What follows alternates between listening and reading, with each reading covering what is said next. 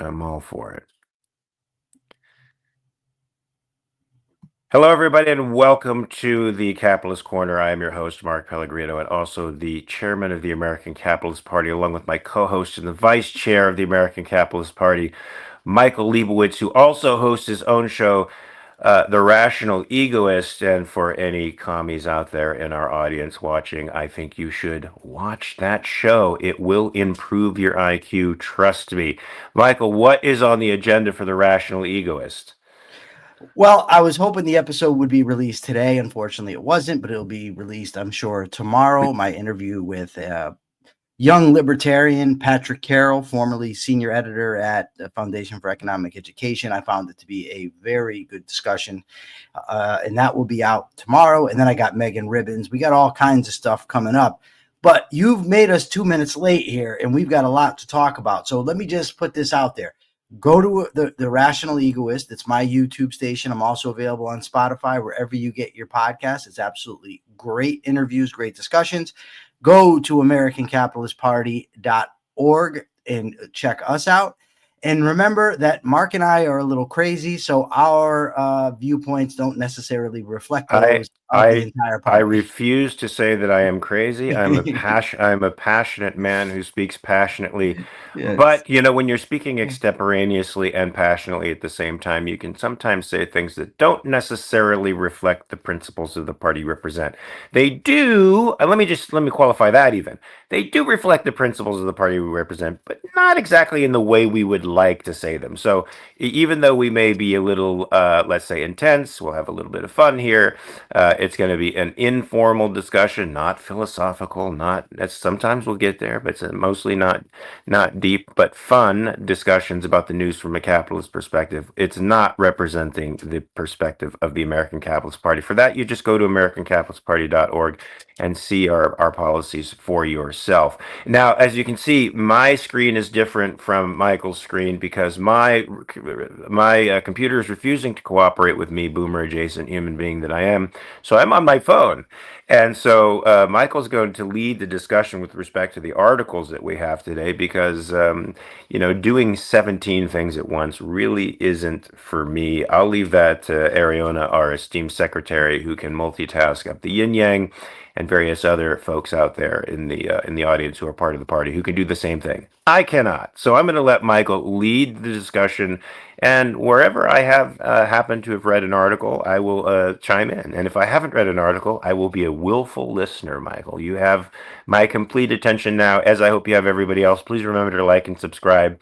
Also, remember to share from YouTube to other platforms so that this message can spread, because there's lots of people out there. I know one or two in the chat right now who need to hear this message. They need it like medicine. They need it like good food, nourishing food, clean water, all of those things, which, guess what? Capitalism provides. All right, Michael, go ahead. Lead us into that. I remember the first article being an Obama comment that I actually really agreed with and liked. I found myself in agreement with Barack Obama. This is a very rare occasion, so we have to discuss this. Talk about this article. Okay, first off, this B-tuner guy is in the chats again. He's clearly lying. He says I refuse to debate him. Absolutely did not happen. The dude is just a total dick. I'm going to get him out of here. I'm banning him and deleting his comments. Wait a minute. He's gone. Okay, but I have He's to already comment. gone. I have to comment on this. So maybe B Tuner will come up in some other iteration. I'm sure you he have will. You have never refused to debate anybody. No, Let's just I put haven't. that out there. There's That's never true. been. Never. But the thing is, he's just being disruptive in the chat. I don't mind. I cherish debate, cherish disagreement, but he's clearly just here to be an asshole. And if you're going to be an asshole, at least have the cojones to say who you are. Don't show up with a fake name and just come around to fuck with people. If people do that in this chat, I will delete you. I don't mind doing that. Can I take this opportunity to ask the audience something? They could say yes or no. Okay, Do sure. you, folks in the audience, do you like trolls in the audience, or do they bug the fuck out of you? Just say yes for liking the trolls in the audience, or no if they bug the fuck out of you. Because if you like them, if they add a little spice to the conversation, and they can sometimes, for a number of reasons. We could keep them here. I don't mind. I don't mind trolls. I know some people really do, and maybe it's my pugnacious nature. I don't know. I'm trying to reform that, of course. But if people think it's entertaining, I don't mind. Abusing a troll or Can two I every tell you once in a why I while. don't like him, Yes, Mark? go ahead, please. Because The main reason is this: yeah. because this guy Hmm. won't stop. So what ends up happening, suppose people in the chat are trying to have a discussion with each other, or I'm trying to follow it. He keeps popping up with stupid comments, and they're just Right. dumb comments. They're not like he's adding anything. It's not like he's saying anything that we can Right. even respond to. It's just stupid shit. He's just here to fuck with us. So no, I don't want him here. Now, if somebody was here and occasionally makes a comment or makes a couple comments, I'd say okay, leave him there. But when it's just disrupting the flow, no, I don't need that shit. So let me Also go ahead. anybody in the comments who cares to try to guess at the identity of our commie friend, please do. I'd love to hear who you think this person actually is. And can he watch our show even though he cannot comment on it, or is he I don't completely think banned? so. I don't. Oh, I don't think he unfortunately, can. because I feel like he needs this more than anybody else, and I think it would be a charitable act on our part to help him with his IQ. Anyway, go ahead, Michael. You were gonna say something. First of all, I love that you're rocking the ZZ top today, and boomers in the audience will know what I mean by that. But wait a minute, rocking the ZZ Top. Yeah, I mean, I know ZZ Top. What about me right now is ZZ Top?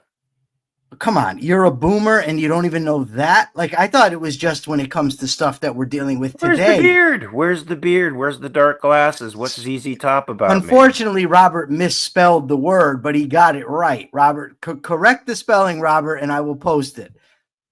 There you What? go. Oh my. Every girl's crazy about a sharp dressed man. Yes, come Okay, on. there we go. It took me a little minute, but I Oh get my goodness. Yes, sharp dressed man. He's rocking the sharp dressed man. I am not. But it. Obama actually and now the problem I have with it again with a lot of these things is it's just not principled. But he's coming out in favor of what they call YIMBY. YIMBY is yes in my backyard, and it's a challenge to those who say not in my backyard, NIMBY, as it's been called. The idea is that what ends up happening is local communities, they become entrenched interests. And they want to control not just their piece of property, a lot of people, but they want to control the entire neighborhood. They think that they have some sort of a right to the character of the neighborhood or to the traditions of the neighborhood, whatever. So they use zoning laws to prevent people from building, for instance, vertical apartments where they can house a lot of people. They don't want people building porches, whatever they don't want in their neighborhoods. And Obama is coming out in favor of kind of kicking the local zoning people in the teeth in allowing property owners to build.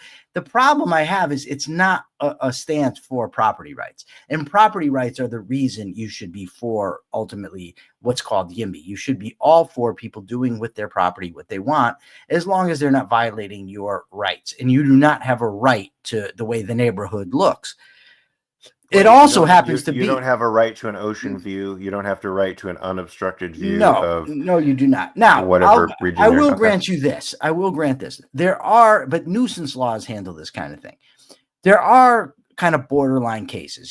Does the person have the right on his or her property to, put in a disco and have loud music that's going to be disruptive of others? Who has the right there? Those are very technical questions. But whether or not you can build a tall building, apartment structure, or you can house whom you want, or you can open a store or whatever. That ultimately is the property owner's thing.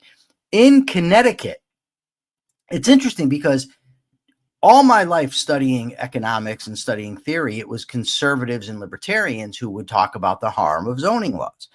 But in Connecticut, where I live, it is the conservatives who are opposed to zoning law. I mean, opposed to what they opposed to getting rid of zoning laws. They favor these zoning laws, and they do so under the guise of sort of a property rights pro-capitalist thing, which they aren't. There was a Kimberly Fiorella, what was her name? And she was a big proponent of local zoning and also claimed to be a big proponent of capitalism. She was a state rep. I offered to debate her and her friends on the Rational Egoist. Initially, they seemed interested, but then they just never got back to me. But I find I've challenged, even I've talked to state senators about this issue. I can't fathom how they reconcile in their minds the idea that they're pro-capitalist, pro-property rights, and at the same time think that local communities, basically local democracy, gets to determine what people do or don't do with their property. So does this include homeowner associations? Well, no, I would say no. If, for instance, you, me, Ariana, Kat, Lee, we all live in a neighborhood, we certainly can come to an agreement with each other about how our property is going to be run, but we don't have the right to tell somebody who hasn't joined or wants nothing to do with us what he or she can do with his property or her property. No, I agree with you. I agree with you 100%. Now, this is coming in the face of the mayoral candidate of New York, who's increasingly looking like he may win. Andrew Cuomo is such a narcissist; he doesn't appear to be inclined to drop out of the race. Which, if he actually cared about New Yorkers, he would drop out of the race. So this is a clear sign that Andrew Cuomo does not give a shit about about New Yorkers. Because he's going to split the vote between him and Adams and even our friend Curtis Sliwa. I say our friend. I don't know if he's your friend. I like him because I watched him from the time I was a kid when he started the Guardian Angels, and I think you like the beret. I think I you hate the secretly beret. want the beret. I hate the beret. I hate uniforms. I think that's really stupid. I think it's sort of to me, it's an authoritarian mind that sort of gravitates towards uniforms like that in the public. If you're not actually in a job in which you wear a uniform, like a police officer or in the military, if you like wearing those kinds of things in civilian life, there's something a little off about you. But I think that just identifies him with a group of people like me as a guardian angel, as a civilian that went out there, volunteered his time, put his life on the line actually during one of the most dangerous times in New York when subways were very, very dangerous and the police weren't doing a whole lot about it. He helped to curb crime. And so I think for him, it's more of an iconic symbol. But the vote is going to be split between these three characters, maybe more. I don't know if there may be more in the field, and that might mean that Mandami could win the race for mayor, which would put a full-on, unapologetic socialist who claims that. Now, how he makes these claims in the 21st century and how anybody believes it, that rent controls, rent freezes are going to somehow make New Yorkers more prosperous and make rent more affordable is unbelievable to me. It demonstrates an unbelievable amount of economic ignorance. And so what I think Obama is responding to is this big desire on the part of the Republican Party to find itself again and to find a message that resonates with the American people. And he's doing it in a far more intelligent way because he understands to some degree that, price controls and the fiasco of those kinds of regulations, local regulations, lead to a cascading effect of effects that are awful, which require more regulations to correct, which empower the political class even more and disempower the population at large. It actually creates a caste system where only the rich can live and where the poor are subsidized. So it's like it literally creates the kinds of systems that the Democrats are claiming to want to avoid. But here, even though Obama isn't approaching it from an actual economic principle that he understands, to some degree, he understands that getting rid of these local regulations is going to increase housing and make it more accessible to people. And that's a step in the moderate direction. I think he's trying to lead the party in that direction, which puts him squarely in opposition to Mandami. And perhaps he has enough political clout to bring some other Democrats with him. I don't know, but I'm hoping that's the case. All right. So at the American Capitalist Party, we are a big proponent of property rights, not big fans of zoning laws. Now, here's an interesting story from yesterday. Famously, Mark Pellegrino, the actor known for such roles as Lucifer. He also played Jacob on Lost. These are pretty, serious people. He also played a sort of a serial killer in the movie Murder of Crows. That Mark Pellegrino was Yeah. famously very much afraid of the doll Annabelle, a Raggedy Ann doll. Oh, we're going Uh, to deal with this as a piece of news. I think this is great. Yeah, let's talk about this. Go ahead. okay, so yesterday, Confirm my feelings. You're going to well, be confirming my this feelings. is what he told. Afterwards, we were out to dinner, and it's a doll. I don't care about it. I would take that doll and throw it across the room. I'd cut It's a its doll hair. that's I possessed. It's wouldn't a give a doll shit that's about it. possessed. It's a So doll we that's were talking possessed. about it at dinner afterwards, and it turned out that Mark was a little scared of it. Yes. But here we go now. Annabelle's 54-year-old handler has died rather surprisingly. And a friend of mine sent the link of this story to both Mark and me, and Mark texted me and says, "See, I was right." How do you justify that? How much of a mystic are you, Mark? And Jim, I wish that you could give us the Ayn Rand voice, because Jim does it perfect. What are you, some sort of a mystic? It's wonderful. Uh, but Cat Sterling said, "Valley reason to be afraid of the freaky little thing, if you ask me." By the way, I watched the movie Annabelle the other day. It's atrocious. And the doll. Come on. Who would buy a doll like that for their kid? They would not. No, They, nobody they should would. have just went with the Raggedy Ann doll. Yeah, that's creepier.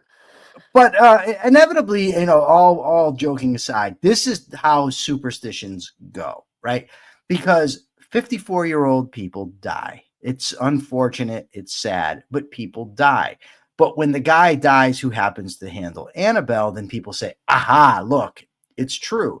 It's not even, I don't even know if you'd call it a correlation, but it's definitely post hoc ergo propter hoc fallacy, right? After it follows, therefore it's because of. And this is a real problem. Even beyond this, is people who make decisions in this way or come to their beliefs in this way, just because something happens to correlate or go, follow something else, they think it's the cause. I think there's an article actually later on that we're going to talk about that has that post hoc fallacy in it. Listen, I'm going to tell you something. What they did not say in the article is that it was the one time he handled Annabelle without gloves, and he dropped Annabelle on the floor and said, "Fuck, fucking doll." He said that, and then died. So that, to me, is proof enough that Annabelle was getting revenge. I'm making this whole thing up, by the way. I don't know what happened. You're right. 54-year-old men die. It could have been anything. They'll do an autopsy. They'll figure out what the cause was. But they sort of tried to imply this, Michael. Now, this is far away from the Capitalist Corner's usual topic, and this is not endorsed by the American Capitalist Party, just so you know. But they did imply that there was a rumor that Annabelle was stolen, and it was during this period of time when she went missing, that they tried to tie this in somehow to his death, as if hello, here my phone keeps falling. They tried to tie that the fact that there was the rumor that Annabelle was stolen into his death. I'm not sure how the two dots connect, but they tried to make that connection, and I'm just gonna leave it there. I don't know what else to do with that. It doesn't have to make logical sense. It's a superstition. It's an irrational fear. So okay. And that ultimately is the point. I've seen only the original Annabelle movie. I watched the other day. I do plan on watching The Conjuring only because we saw the doll in person, so it sparked my interest. And But you know what? I think we probably talked to that guy. We probably we talked to probably that did, guy. because we did tour the room, and we talked to quite a few people to give us insights into the various sort of creepy things that were going on around there. But the ultimate point here is, do not ascribe causation to things that are not causally connected. No, So the greater message you're trying to leave here is don't do what Mark does. No, you could do what Mark does if it means dressing like a sharp dressed man with his shiny red hair, the ginger. My hair's But not red. Do not, yeah, do not, yeah. Superstition, guys, it's irrational, so and certainly my fear of Annabelle is an irrational fear. I could probably force myself to drag Annabelle out of that little sigiled, protected, exercised cage of hers and throw her around a bit just to prove Michael wrong.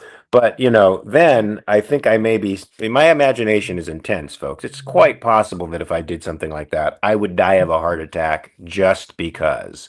I have to save my dog. I'll be back in a second. okay.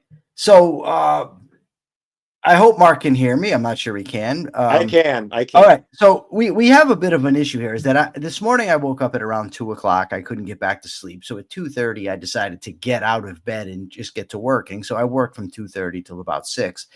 And I sent Mark, I don't know, 10, 12 articles. Now, coming on the show, I have no idea which of these articles he's actually read.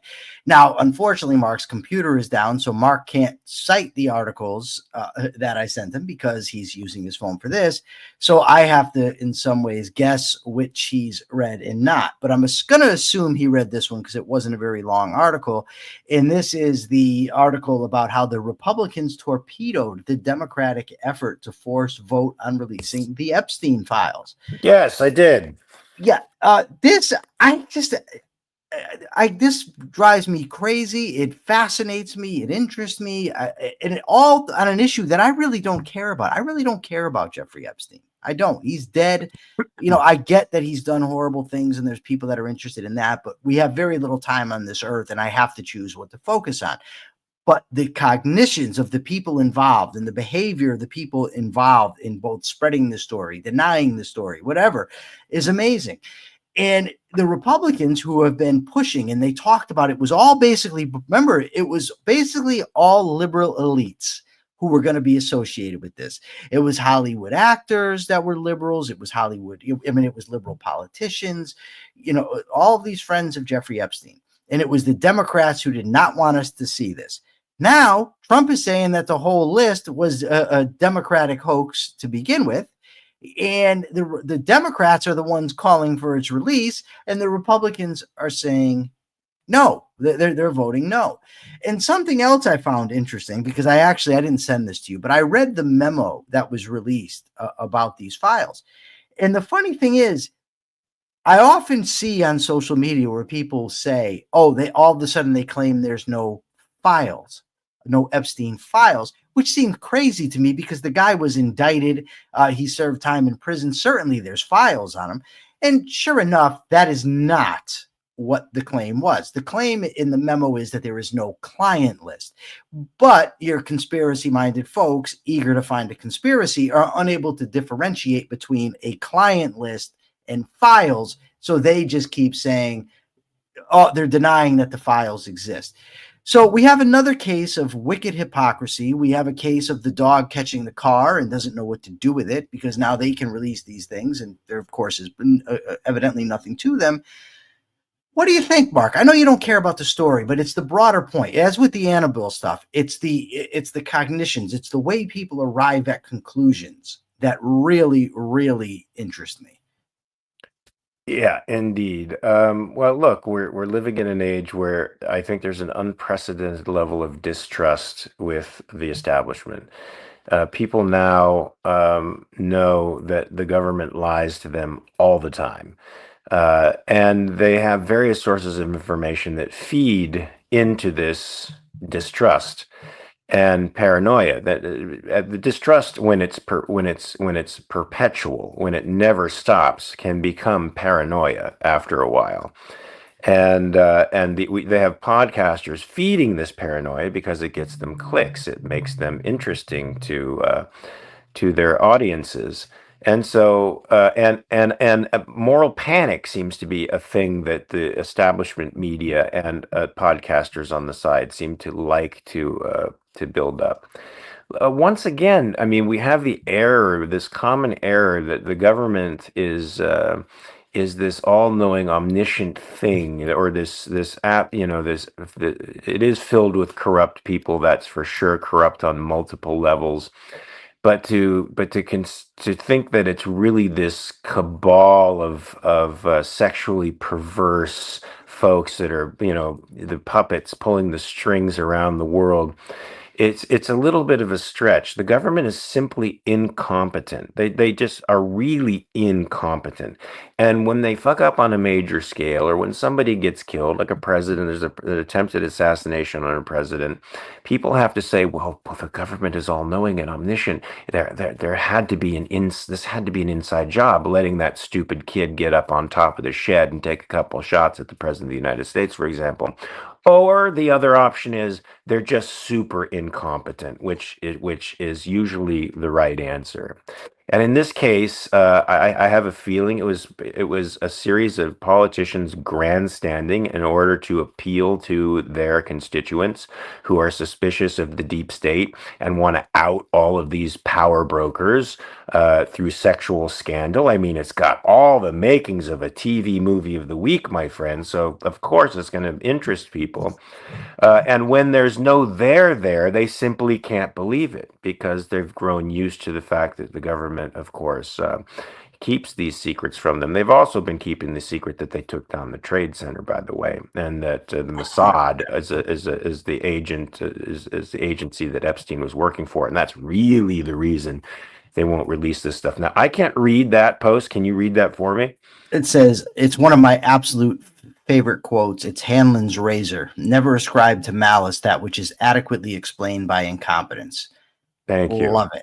That Now, was Mark, beautiful. I love what you had to say. I disagree with one point, though, and that is you implied that these are skeptics, but they're really not.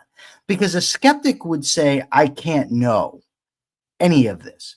They're actually quite gullible because they pick the people that they're going to listen to. For instance, it doesn't matter how many times Tucker Carlson gets caught lying. It doesn't matter that we know he lied about Trump and he was on email saying one thing on the air, saying something else. They still come out and say, Tucker's a genius. He's the most courageous man. He's the bravest guy. They'll accept what he has to say. They'll accept what Candace has to say.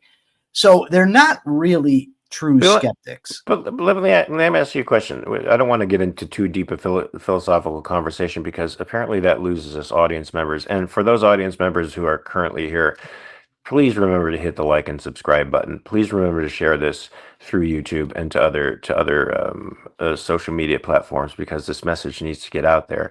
Most of this message, some of the stuff that you've heard today, we could keep private, but the rest is very important. Um, but to me, it seems like the world is more or less dominated by a sort of radical skepticism, and a lot of these naive folks that you're talking about, if we were to actually break down their epistemology, wouldn't you find them to be skeptics No, in the end? no, I think we would. I mean, no, when we talk to a lot of anarchists, for example, or people who lean to the libertarian side, they're moral skeptics. no, they're not.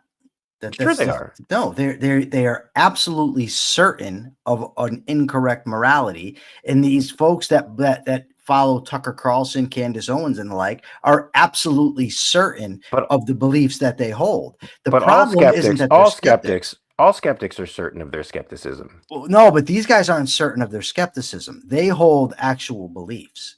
The cognitive content isn't just certainty about skepticism, it's certainty about particular things occurring. Like, for instance, Dave Smith will go on the air and say Donald Trump is covering up the biggest sex scandal in the history of the world, right? Well, at least he's expressing absolute certainty there. He's not skeptical at all. The libertarian anarchists who adhere to the axiom of of non-aggression, they're absolutely certain that aggression is immoral. The problem is they can't justify it and have nothing to tie it to. So they're actually not skeptical. They are absolutely certain of things that they have no logical justification to be certain of. That is the So issue. you don't hold that they're skeptical of objective morality at all. You don't hold that their skepticism extends to objective morality. Not the Murray Rothbard, Hans Hermann Hoppe libertarians. But No. as certain as Dave Smith may be about certain things, he cannot break down his ethics to No, he's wrong. objective ethics. I agree. He's absolutely wrong. which is why would love to debate him on the issue, because I think if you ripped out his pseudo morality, you would soon discover that the rest of his positions collapse. But nonetheless, he is certain of things. It's just he's not justified in being certain of them. Interesting. Okay, so interesting concept. What's the next article? Well, let's see, and let's hope. Mark Pellegrino. The article is about me? No, let me get your take. You did read the article on Marjorie, correct? Yes, I did. Yes, I That did. is from Mother Jones. So Hmm. break that down for us a little bit. What do you think about Marjorie? I'm not a fan of Marjorie, actually. I find her to be a screaming, raging populist, but that's what the Trump MAGA movement is. And for a long time, of course, she could surf along the wave of the MAGA movement, provided that it was preaching the populist tones that she agreed with. Now, however, Trump, in his pragmatism, is betraying the MAGA ethos in a number of ways, right? So part of what identifies the MAGA movement is a sort of isolationism. And I mean this in a sincere sense. I mean, there was a time back in the 30s and the 40s during the Roosevelt administration, and as World War II was kicking up, the people who were anti-war, mostly capitalists and industrialists, were smeared as isolationists, and that was an attempt to try to force them into adhering to Roosevelt's policy, which was more bellicose, of course, and which was gearing up the industry towards fighting a war against the Nazis and eventually the Japanese. In this case, isolationist isn't a smear. It's an actual fact. These folks actually think that America should be self-sufficient. They should be independent of other countries in almost every respect. And that, of course, is incredibly costly to us as citizens. You may think that's great. Oh, what a great national defense idea. We don't have to be dependent on China. We don't have to be dependent on Russia. We don't have to be dependent on any country that could possibly threaten our national security.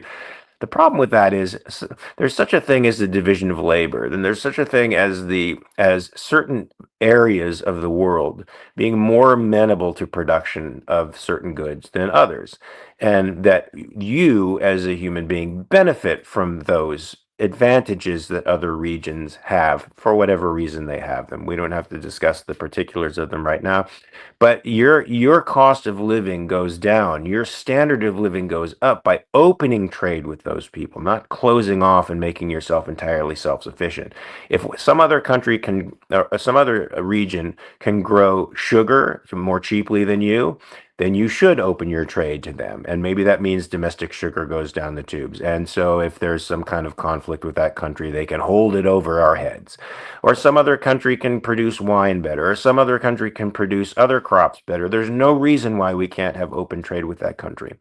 But an isolationist like Marjorie Taylor Greene thinks we have to be completely self-sufficient on every level. Well, Trump is, of course, beginning to break that facade by understanding he's not getting the deals that he thought he would get before, and so he's starting to try to adjust tariffs accordingly to open up trade a little bit more. He's still stupid about it, but he's still breaking with the MAGA tradition. Furthermore, isolationist means no engagement with foreign powers whatsoever, and that just doesn't include sending war material and or money to them, loaning them money and or transacting business with them. It means not getting involved in their conflicts.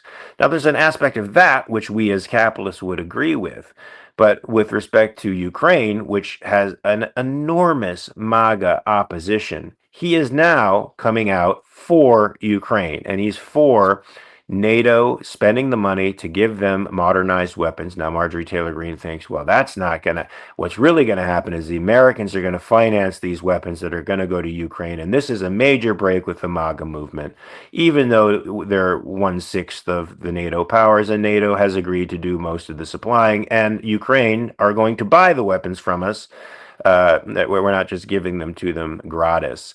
But she doesn't like this. She doesn't like the fact that he's now changing his position on the Ukraine with respect to Russia. Why MAGAites love Putin, I don't know. Why they like Russia and Russia's imperialistic moves all across Eastern Europe, it's sort of fathomable to me, but still strange, given the fact that one of the greatest Cold Warriors of all time was a Republican by the name of Ronald Reagan, and I'm sure Reagan wouldn't trust Putin as far as he could throw him. Putin's a little guy; you could probably throw him pretty far, but still. What else is there's another policy that I think Trump is going against that Marjorie Taylor Greene is not happy with. Of course, the Epstein stuff she's The not happy with. Epstein, that's it. That's the big thing. Yeah, the Republicans have become the party of the deep state paranoids. Now, yes, there is a deep state. Yes, there are unelected people who are actually legislating and executing the laws. This needs to be taken care of. It really does need to be eliminated. Our legislature needs to pick up the slack that it's given away to Mark, the executive. can I Yes. ask you a question? What's Yeah. wrong with just calling it, unless there's something different that I'm not aware of, but just calling it the administrative state, which is That's what I've better. heard it called before. That's better. It seems like the idea deep state was implemented in order to make this mystical, Yeah. nefarious entity, when Yeah. really you're talking about a bunch of bureaucrats. That's what it seems to me. Now, of course, they might say that it's beyond that. I don't know, but You're right. Technically, it is the administrative state. It's non-elected officials who are making law and executing law, and then adjudicating that law, deciding whether or not how they're executing the laws is proper. So there's no separation of powers there. It's actually unconstitutional. Should not be happening. The administrative state should be disbanded because 99.9% of what it does is unconstitutional. Yeah, the deep state phenomenon, I think, you're right. It does lend a mystical character to this underground element of lawmakers and executors of the law, and it does lend this mystical kind of frightening, hellish aspect to it that we should, be frightened of. I mean, we should be very cognizant of it for sure. There's no reason to be frightened. We should be cognizant of it, and it should be restrained, and that's plain and simple. And so her obsession with Epstein, no doubt, ties to her obsession with the deep state. And because Epstein is supposedly tied with intelligence assets, that the rumor has it, of course, it's the Jews behind everything. So it's the Mossad who uses him as an intelligence asset, probably to get the dirt on all the politicians who are pedophiles out there, like Hoover when he was bugging Martin Luther King and John F. Kennedy, getting dirt on all of them, I guess, so that he could use it if he had to, or somebody could use it if they had to blackmail them. This is Marjorie Taylor Greene is sort of a prime example of the type of conservative politician that's now sort of run of the mill. This is sort of the mainstream person, a paranoid person of mediocre intelligence, maybe even low intelligence, who grandstands a lot about issues that are really much more nuanced than she's making. They're either non-existent or far more nuanced than she's making them. And the discussions have to be had about Ukraine, that's for sure, but not in the way that she's doing it. So she's now on Trump's shit list. I'm sure there's going to be a breakup. There's going to be a breakup soon because Trump doesn't like criticism. And when you no, he start, doesn't. He's getting very mad. He's out there, even today talking about this. But again, see, the thing that interests me, I am obsessed with epistemology and standards of acquiring knowledge, because I don't think there's much that Trump could have done after elected that would surprise me. I mean, he's been in the public eye for what, 4 decades or so. We've had a chance to see how he operates on The Apprentice. Certainly not a principled guy. We you're had fired. You're yeah, fired. we had 4 years where he had promised he was going to build the wall and Mexico was going to pay for it. Didn't happen. He promised that he was the one that would get Congress to repeal and replace Obamacare. Didn't happen. He promised 4 to 7% economic growth. Did not happen. He promised that he would eliminate deficits, pay down the debt. Didn't happen. So He also promised you'd end the war in Ukraine in a day. Didn't that was this happen. time around. I'm talking about the first time. Okay. So going into this time around, I would love to interview Penn Jillette on the Rational Egoist, Ian Gilmore. So going into this, the people who are surprised at what Trump does. It's mind-blowing to me. I don't know what type of mental gymnastics had to occur in order to think that he was going to be a principled candidate. Now, the things they want him to do aren't things that usually I agree with, although I am, as we talked, I'm not a big fan of arming other countries, but nevertheless, he's not going to be principled. So why would you expect him to be so? And people are legitimately surprised. So Yeah, I don't know. It's a serious epistemological problem in my yeah, but opinion. on the one hand, I think people have lost the concept that politics is supposed to be principled, because politics has been so unprincipled for so long. They actually admire pragmatism.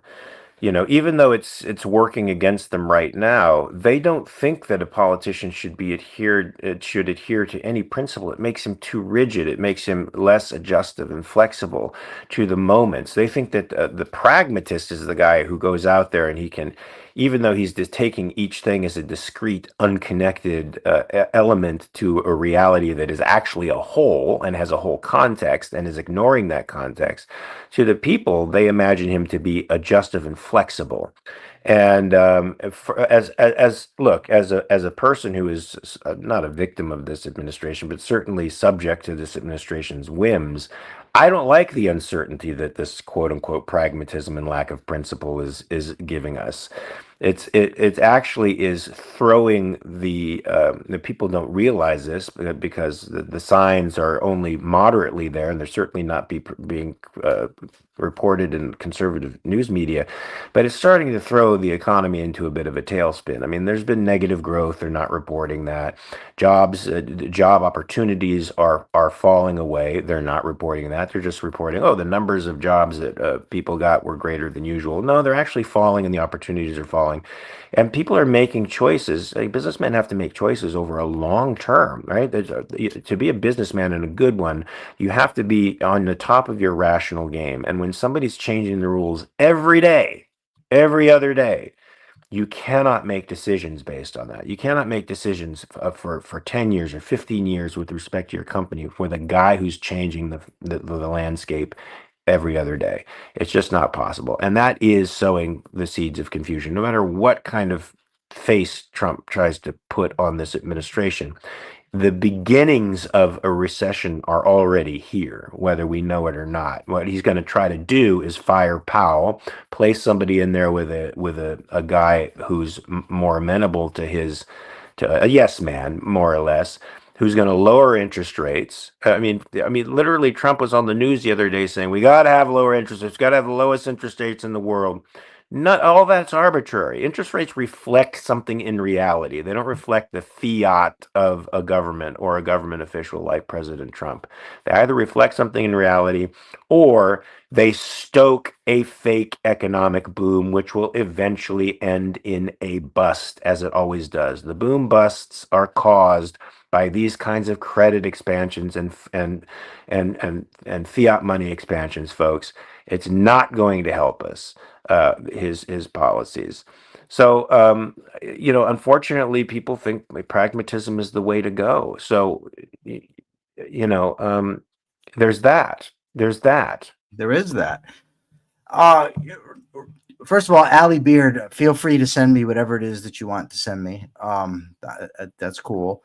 And Robert says, to your average Joe, or at least to your average politician, pragmatic simply means practical. And if you point out that pragmatic means unprincipled, they'll simply double down, asserting that principles are impractical.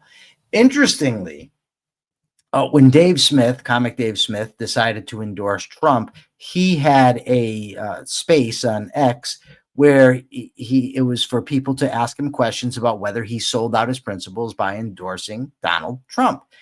And I was one of the people that got to talk to him. I was able to speak to him in that. And what he said was that he was being pragmatic. And I said, well, then you've just admitted you've tossed your principles, because by definition, pragmatism is the opposite of being principled. And he said, oh, no, it's not. And, I didn't really get a big chance. It wasn't, the Liebowitz hour to keep going with him. But the fact that he didn't know that pragmatism is the opposite of being principled, well, it doesn't surprise me, but it does somewhat disturb me. Yeah, that's a Dave Smith special. Dave Smith always denies exactly what he's doing. He will, if he's being pragmatic and dropping his principles by the wayside for an immediate gain, he'll say he's not doing that at all. That's just the way he rolls, and that's how blood sport debaters sort of win in the minds of many of their and many of their fans. In the chat, they're asking about Gothic horror T-shirts. Mark, has there been any progress on the Gothic horror T-shirts? I don't know. That might be an Ashley Rizzi question because I think she should be the one. She's the merch queen, and is probably the person who has to design those things and make them really cool, so that I could sell them at cons. I would love to sell Gothic horror T-shirts at the conventions that I'm at. That would be a And great if piece of I'm at the merch. convention and buy it, you would be selling at the con to a con. What? Yes. How about the Wow. guy at the last con that we were at, the guy I ran into who was actually fully dressed as a prison inmate with the orange jumpsuit and all that. Remember that Yeah, guy? I And that was sort of pretty do. that was Yeah, oh no. That I was know. pretty great. So the Senate has signed off on cutting $9 billion, mostly from USAID. What's your thoughts on this? I mean, look, any spending cuts I think are good under normally, generally speaking. Someone could probably point out the exception, but usually I think spending cuts are a good thing. But this just seems to be so much symbolism over substance. $9 billion, the country's 37 trillion in debt, and the House evidently is not happy because it was supposed to be $9.4 billion Or cut. So there's evidently going to be a big uproar about this $400 million. Is this just theater, or is this an honest yeah. attempt to cut something? It's just theater. Yeah, I think it's theater. I think it's mostly theater. I mean, look, the cuts are so marginal as to not make any difference to the debt at all. I mean, if you're going to cut, that entire agency needs to go. Period. It just needs to go. You just don't cut it by a fractional amount. In fact, there's 95% of the agencies that need to go. You can cut pretty much every alphabet soup agency out there. Literally cut it off.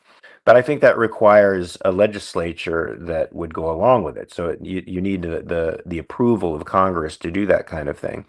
And if I were President Trump, I would be working hard to get that legislative approval, so that um, these alphabet soup institutions like the Department of Education could go away and could really go away. It's not just by executive fiat, but by legislative action.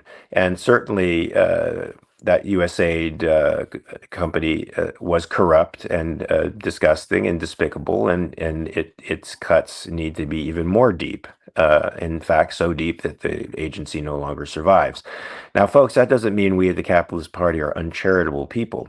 We just don't believe that charity is done by compulsion, meaning the government has no right to point the gun at your head and compel you to ignore your values or sacrifice your values for the sake of some political ideal on its part, or some moral ideal on the part of the person who holds the power over you. The Capitalist Party believes that you are a sovereign entity who should have the right to say no. If you have earned property, you have the right to dispose of it as you see fit. And if you are a charitable person, that means giving your resources to the charities of your choosing, and nobody has the right to subvert your choice in that respect. To me, that keeping people's moral agency, which is what the Capitalist Party wants, is what makes the charitable act a moral act. Okay? It's not a moral act when it's forced out of you. The other day, Mark, we talked about this story with about the TSA and how they've gotten rid of the policy of making people take off their shoes. And Jacob Sullum today wrote an article about that for Reason Magazine. And I like Jacob. I've been reading him for years. I've had a chance to interview him a couple times. And he talks about how the policy never made any sense to begin with. That, I mean, first of all, it was all based on the shoe bomber. Was it Richard Reed? I think his name was. And the policy came into place like 4 or 5 years after his whole shoe bombing debacle. Other countries, that was a surprise to me. I yeah, didn't know that it actually happened 5 years after the yeah, debacle. and other countries have never really implemented this policy, so it was never making us safe. But it's just one of these things that, again, it's symbolism over substance. They can claim they're making people feel safe. And this goes to an article we read yesterday that we covered about thinking like Adam Smith, and that the type of people that can handle a free market economy are people that aren't, high in risk aversion, people that can deal with change. Ultimately, it's important, I think, that we want to be safe. Obviously, people want to be safe, but when we elevate safety to the paramount point in our value hierarchies, we end up not living. And it could be in the case of these shoe bombing laws, drug laws. You could probably think of a thousand examples. Yes, safety is important, but living is more important. The reason we want to be safe is to live. We don't live to be safe. And when it comes to these idiotic laws, they don't make us safe. Rand Paul once wrote in his book Government Bullies about somebody getting patted down at an airport, with the hands up in the air and legs spread. And he said, "Is this the stance of a free man?" And no, it's not. So what do you think about it? I mean, I know you're obviously we're happy about the policy, but what about the fact that it never made any sense to begin with?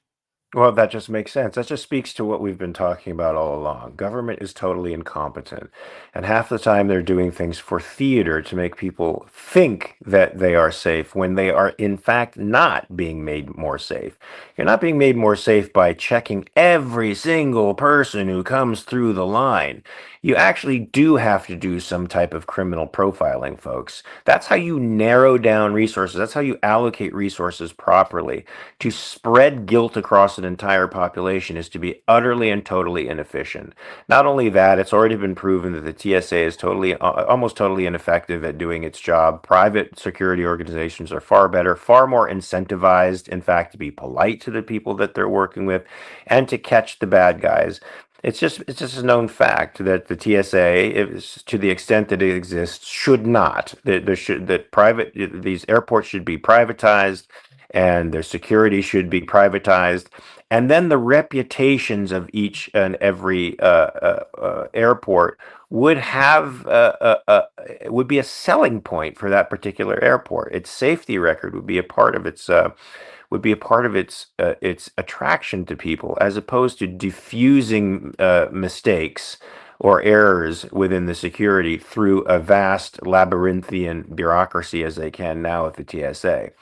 Look, what I find particularly strange about this article, or not strange about the article, but about Kristi Noem, Kristi Noem, the Secretary of Homeland Security, claimed that, well, we don't have to do this anymore because technology is so advanced that we just don't need it. Now, this is quite aside from the fact that airports around the world simply don't do it. And I've been to many of those airports and have been confused by the policy of why I know you haven't, but you will one day. Why I don't have to take off my shoes or take out my computer from my backpack in some airports and I do in others, right? Or why the TSA pre-check guy can go through doing none of that stuff and why I have to. All of that stuff is very confusing to me. But what was especially onerous about this was that Kristi Noem sort of seems to have casually lied to the American people about this technology, because the magnetic technology that can check shoes apparently isn't going to be online until 2027. So it's not even part of the real reason they're abandoning the system. They're just abandoning it because it's stupid. Well, hey, give them some credit. They normally don't abandon things that are stupid. Well, and they didn't. They didn't for many years, Yes. and that's why I started wearing slippers when I go to travel, so I could just slip the fuckers off my feet, and I don't have to bend down and tie and untie my shoes, because I'm dealing with my beautiful geriatric dog. I've got him on my shoulder. I've got to handle all that. I don't want to be bending down and untying and tying shoes and all that stuff. And now I don't have to, thank God. So I got to tell you a funny story. So one time you were in Queens, and it was Sunday at like 4 o'clock, and you called me and you said, "Oh fuck, I forgot to tell you I was going to be here. I'm in Queens. I didn't let you know." And I was with Diana, my girlfriend, and I said, "Hey, you want to take a ride? I mean, it's only a couple hours away." And she said, "Okay." And she was so nervous. She said, "Oh, I gotta dress. I gotta look nice. Gotta get the nice shoes. Get this, get that." And we walk into the hotel lobby, and you're sitting there with your jeans and t-shirt and no shoes. And Oh, I was barefoot. yeah, I loved it. I thought it was freaking great. And I just looked at her like, do you see now the absurdity of being so concerned?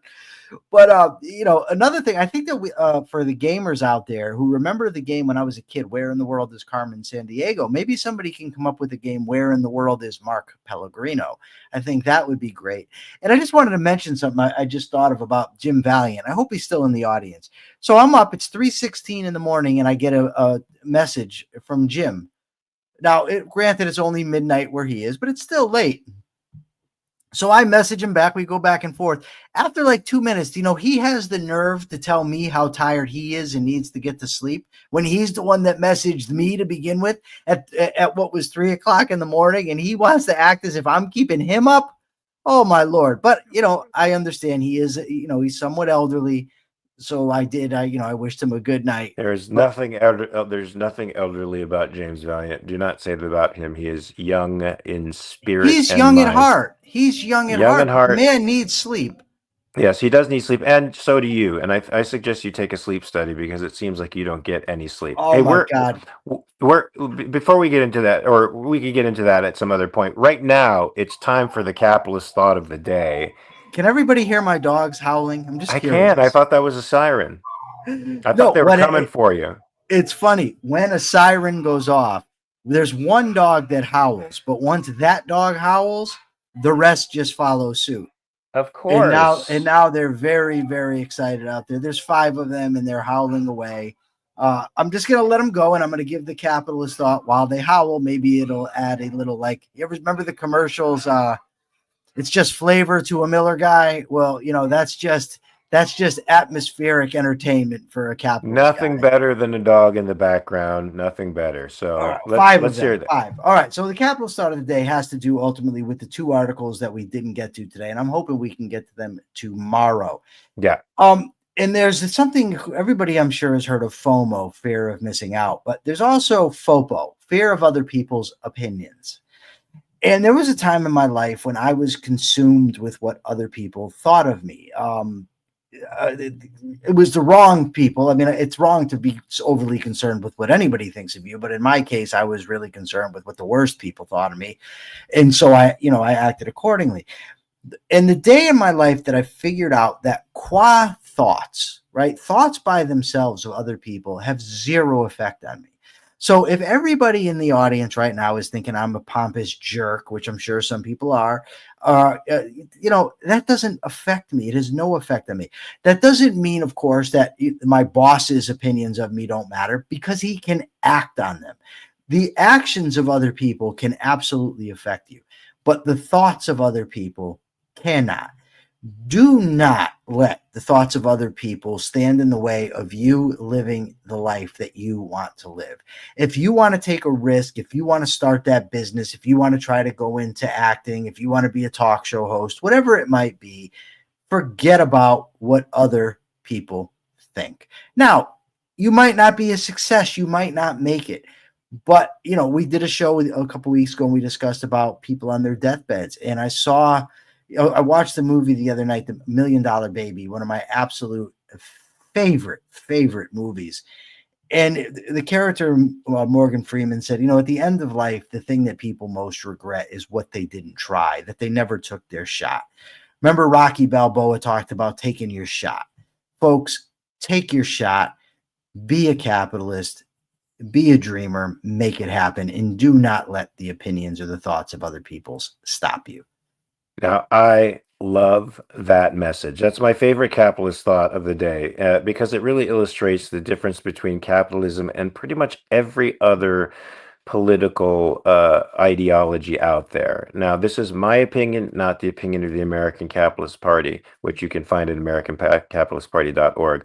What I find for most political ideologies out there is that they inspire a kind of determinism, and a kind of dependency, and they want you to be morally and intellectually dependent upon them.